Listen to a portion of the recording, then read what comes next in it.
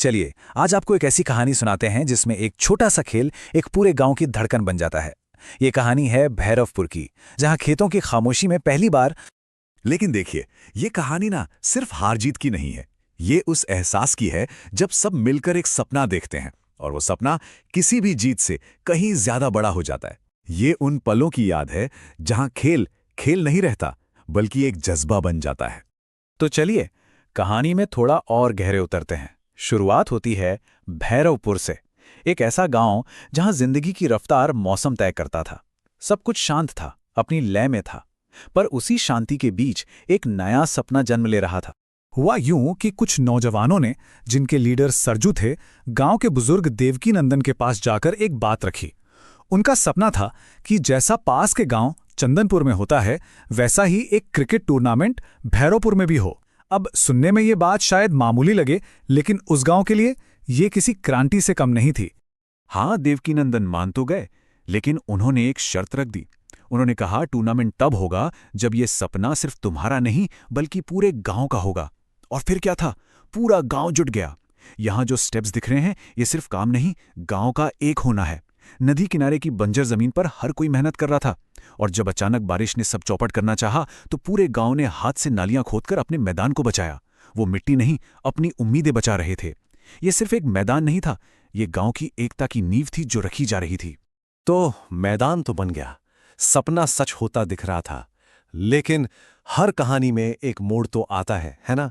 और भैरवपुर के लिए वो चुनौती बहुत जल्द दरवाजे पर दस्तक देने वाली थी। और चुनौती आई पड़ोसी गांव चंदनपुर से, जिनकी टीम का कप्तान था भीमराज। अब जरा फर्क देखिए दोनों टीमों में। एक तरफ थे अनुभवी खिलाड़ी, चमचमाते बल्ले, पूरी तैयारी, और दूसरी तरफ भैरवपुर के लड़के, जिनके पास जुगाड़ का सामान था लेकिन हौसला भरपूर था। ये मुकाबला सिर्फ दो टीमों का नहीं था, ये अनुभव और जज्बे के बीच की टक्कर थी। और आखिरकार वो दिन आ ही गया।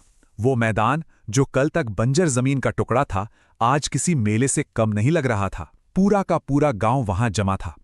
हवा में एक ऐसा रोमांच था, एक ऐसी उम्मीद थी जिसे सिर्फ महसूस किया जा सकता था। ये सिर्फ एक मैच नहीं था, ये भैरवपुर का अपना बनाया हुआ पहला त्योहार था। मैच शुरू हुए, एक एक करके टीमें बाहर हुईं, और अब बात आ पहुंची थी फाइनल पर। गांव की इज्जत, महीनों की मेहनत, सब कुछ दांव पर था। फाइनल था चंदनपुर के साथ, और हवा में जो तनाव था ना, उसे महसूस किया जा सकता था। भैरवपुर की हर एक उम्मीद, हर धड़कन एक ही खिलाड़ी पर टिकी थी, हेमंत। लेकिन कहते हैं ना, किस्मत को कुछ और ही मंजूर था। एक रन के लिए भागते हुए हेमंत का पैर फिसला और वो जमीन पर। एक झटके में पूरे मैदान में खामोशी छा गई। गांव की सबसे बड़ी उम्मीद मैदान पर टूटी पड़ी थी। हेमंत को मैदान से बाहर जाना पड़ा। अब टीम के हौसले पस्त थे, दर्शकों के चेहरे उतरे हुए थे। जीत तो जैसे कोसों दूर चली गई थी। सवाल अब यह था कि क्या यहां से वापसी मुमकिन थी? कैसे? लेकिन अच्छी कहानियों की खास बात यही होती है, वो पलटती हैं ठीक उसी वक्त जब लगता है कि सब खत्म हो गया। और भैरवपुर की कहानी का सबसे बड़ा मोड़ अभी आना बाकी था। खेल पहुंचा आखिरी ओवर में। अब हर गेंद के साथ धड़कनें तेज हो रही थीं। देखिए कैसे, पहले 6 गेंदों पर चाहिए थे 12 रन, फिर 3 गेंदों पर 8, और आखिर में सब कुछ आकर सिमट गया 1 गेंद पर। 1 गेंद और जीत के लिए चाहिए थे 5 रन। और इस नामुमकिन से काम को करने के लिए क्रीज पर कौन था? कोई अनुभवी बल्लेबाज नहीं, बल्कि बंसी, टीम का सबसे छोटा लड़का, जिसने कभी कोई असली मैच खेला ही नहीं था। सोचिए, गांव की सारी उम्मीदों का बोझ अब उसके नन्हे कंधों पर था। उस एक पल के बारे में सोचिए। सिर्फ 1 गेंद बची है, जीतने के लिए चाहिए 5 रन। सामने एक बच्चा और पूरा गांव सांसें थामे हुए बस उसे ही देख रहा है। क्या होगा? बंसी ने आंखें बंद की, शायद अपने गांव को, उस मैदान को बनाने की मेहनत को याद किया और पूरी ताकत लगाकर बल्ला घुमा दिया। छक्का! गेंद सीधी बाउंड्री के पार। एक पल तो किसी को यकीन ही नहीं हुआ, और फिर पूरा मैदान जैसे खुशी से झूम उठा। भैरवपुर जीत चुका था। एक छोटे से लड़के ने आज इतिहास रच दिया था।